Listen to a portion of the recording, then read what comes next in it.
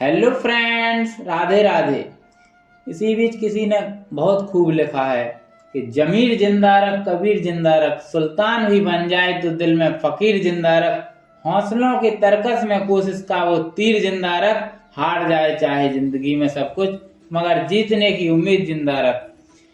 क्योंकि महाभारत में, गीता में श्री कृष्ण भगवान ने भी कहा है कि कर्म पर विश्वास करो, ना कि फल पर। इसी बीच 5वां अध्याय जो गीता जी का है, मैं इस वीडियो के माध्यम से उसमें जो श्री कृष्ण ने बताया है वह मैं इस वीडियो के माध्यम से बता रहा हूं। अर्जुन बोले कि हे श्री कृष्ण, तुमने पहले कर्मों का त्याग करने को कहा, फिर कर्म की प्रशंसा करते हो। इन दोनों में से जो अधिक हित करे वह एक बात निश्चय करके तो बतलाओ। श्री कृष्ण भगवान बोले कि कर्म का त्याग और कर्म को करना ये दोनों ही मोक्ष देने वाले हैं। अर्जुन ने कहा कैसे?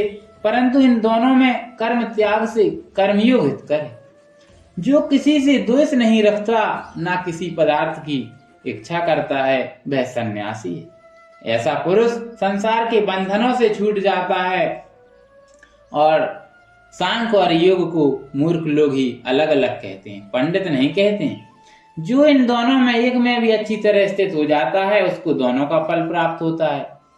ज्ञान योगियों को जो स्थान मिलता है वह कर्म योगियों को भी प्राप्त होता है। ज्ञान योग व कर्म योग एक ही है।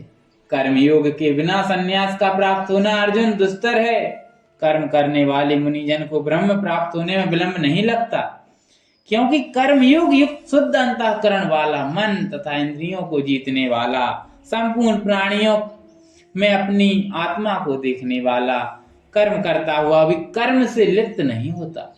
क्योंकि योग युक्त तत्ववेता पुरुष देखते हैं, सुनते हैं, स्पर्श करते हैं, सूंघते हैं, खाते हैं, चलते हैं, श्वास लेते हैं, तो भी यह नहीं मानते कि मैं कुछ नहीं करता। वे बोलते हैं, त्यागते हैं, ग्रहण करते हैं, परंतु यही मानते हैं कि मैं कुछ नहीं करता, और यह मन धारण करते हैं कि इंद्रियां ही अपने विषयों में बरतती रहती हैं। जो प्राणी ब्रह्म में अर्पण कर संग को त्याग कर कर्म करता है वह पाप से लिप्त नहीं होता।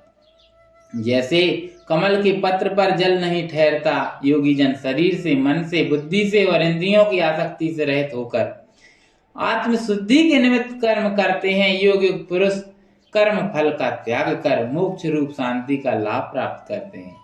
और जो योग रहित हैं वह कर्म की इच्छा के बंधन में पड़ जाते हैं और सब कार्यों को मन से त्याग कर प्राणी इस बंधुआर इंद्रियों की देह रूपी पुरी में ना कुछ करता है और ना करता हुआ आनंद पूर्वक रहता है।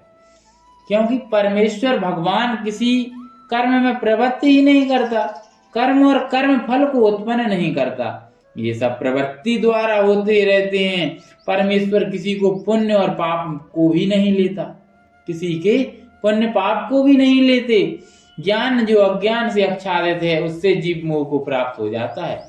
क्योंकि जो आत्मज्ञान है, जो जिनका आत्मज्ञान अज्ञान से नष्ट हो गया है, उनका वह आत्मज्ञान परमेश्वर को ऐसा भाषित करता है जिस प्रकार सूर्य संपूर्ण संसार को प्रकाशित कर देता है, उसी प्रकार परमात्मा में जिसकी बुद्धि स्थिर हो गई है और उसी में मन को लगाए रखा है, उन्हीं में निष्ठा रखते हैं जो सदा भगवान के ध्यान में लगे रहते हैं।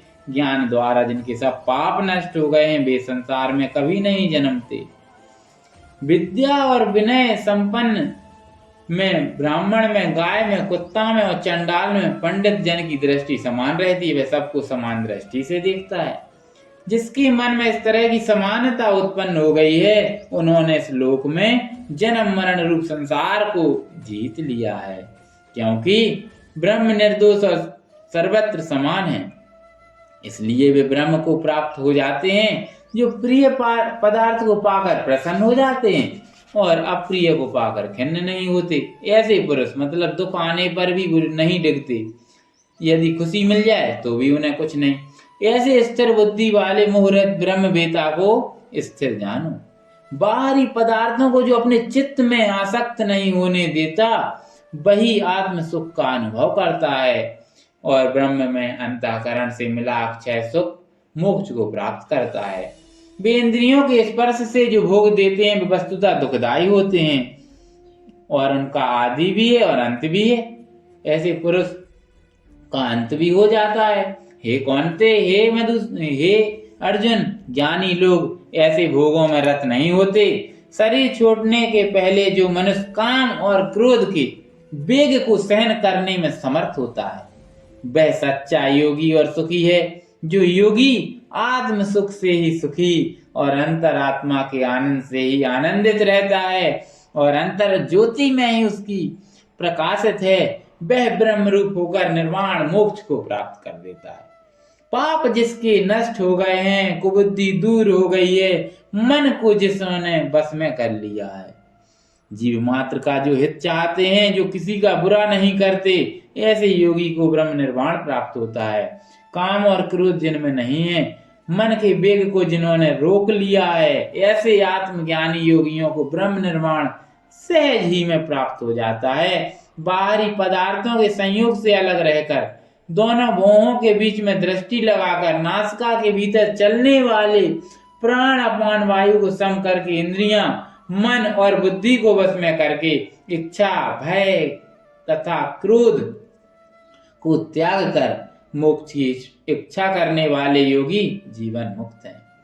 जो मुझको सब यज्ञों और तपों का भोक्ता, संपूर्ण लोगों का स्वामी और सब प्राणियों का मित्र जानते हैं, उन्हीं को शांति प्राप्त होती है।